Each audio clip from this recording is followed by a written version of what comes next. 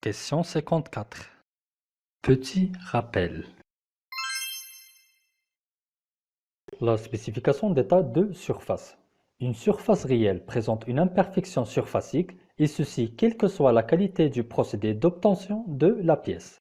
RZ présente la hauteur maximale déduite entre le max et le min du profil. Cependant, RA représente la moyenne arithmétique de cette imperfection. Son unité est le micromètre. Rappelons que 1 micromètre est égal à 10 à la puissance moins 6 mètres ou encore 10 à la puissance moins 3 millimètres. Les surfaces usinées obtenues par tournage au fraisage peuvent avoir une très bonne état de surface, allant jusqu'au 0,35.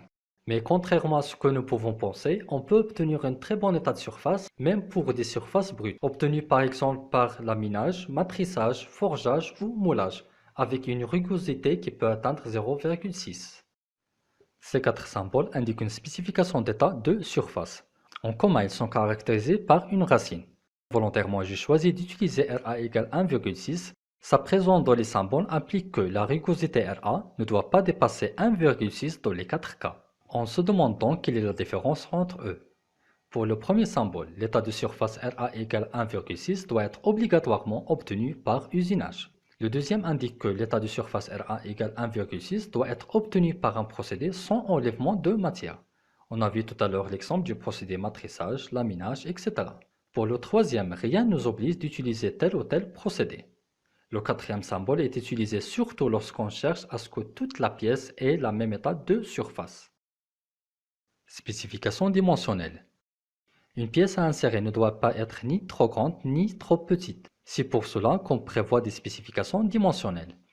Le concepteur s'en servir afin de préciser les valeurs min et max à ne pas dépasser pour une telle ou telle dimension. Dans ce cas, la pièce sera conforme à son cahier de charge. On les écrit soit sous cette forme, soit sous celle-là. Dans le premier cas, les valeurs min et max sont déduites directement de l'écriture. Cependant, pour celle-là, nous devons se référer au tableau des écarts qui va nous donner son équivalent. Spécifications géométriques. Nous avons 4 types de spécifications géométriques, à savoir de forme, d'orientation, de position et de battement. La répétition de ces deux spécifications n'est pas question d'inattention de ma part, mais c'est d'après la norme 1101. Ces exigences sont indiquées dans un cadre rectangulaire en 2 cases ou plus. Ces cases contiennent de gauche à droite le symbole, la valeur de tolérance et la référence. Le choix des spécifications géométriques est induit des exigences fonctionnelles de la pièce. Exemple d'un montage correct. Dimension de référence, appelée aussi dimension théorique exacte. On peut se demander pourquoi les dimensions encadrées ne portent pas de tolérance plus ou moins. La réponse est que les dimensions de référence ne sont pas là pour coter une arête ou un angle. C'est faux. Ils se présentent toujours en parallèle avec des spécifications de position, d'orientation ou de profil. Exemple, cette spécification est une spécification d'inclinaison. Donc comment peut-on interpréter la valeur 60 encadrée? Pour vérifier que cette surface inclinée respecte la présente spécification, on va tout d'abord tracer un plan incliné de 60 degrés. Ensuite, on va tracer deux plans parallèles distants de 0,1, bien sûr d'après la spécification, de telle sorte que le plan incliné de 60 degrés soit leur plan médian. Donc si le plan réel est inclus dans le volume limité par les deux plans, alors la pièce est conforme, sinon à rejeter. Question 54. Dans la question 54, on demande d'inventorier l'ensemble des spécifications dimensionnelles, géométriques et d'état de surface pour chacune des surfaces repérées sur le dessin ci-dessus. Autrement dit, pour chacune des surfaces S1 et 6, on cherche à vérifier si leur production doit respecter des spécifications ou non. Par exemple, pour la surface S1, on mentionne déjà que son usinage doit respecter une dimension de référence et c'est à nous de voir s'il doit respecter d'autres spécifications. Pour cela, on doit bien sûr se référer au document technique 7. S1 représente la partie cylindrique à gauche de la pièce. Sur le dessin, on voit clairement qu'on a une spécification d'état de surface caractérisée bien sûr par une racine. On a une spécification géométrique de coaxialité et on a une spécification dimensionnelle qui est le diamètre 30 f6. En résumé, nous allons cocher les 3 cases.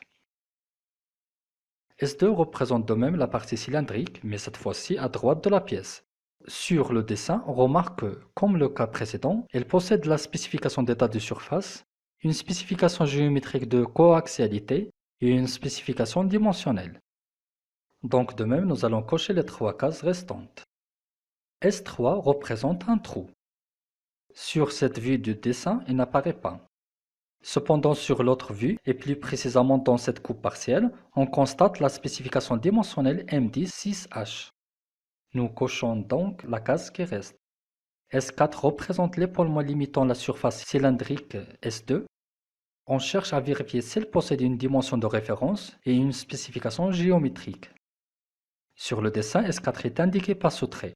La spécification de localisation la localise par rapport à A et B, et la dimension de référence 89 le positionne par rapport à l'extrémité droite. Et par suite, nous mettons des croix dans les 2 cases qui restent. S5 est la rainure située à gauche de la pièce. On cherche à vérifier la présence ou non des spécifications dimensionnelles et géométriques. Sur le dessin et dans cette vue, cette rainure doit respecter la spécification de profil d'une surface. 22 est une dimension de référence et non pas une spécification dimensionnelle. On doit alors vérifier l'autre vue de la pièce. Ici, on a une coupe A dont le résultat montre la présence d'une spécification dimensionnelle qui est 8H9.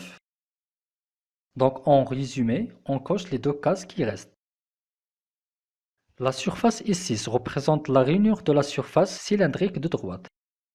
Sur le dessin, on a une spécification de profil d'une surface et dans l'autre vue de la pièce, et plus précisément la coupe B, on retrouve 8H9 comme spécification dimensionnelle. De même, on va cocher les 2 cases qui restent.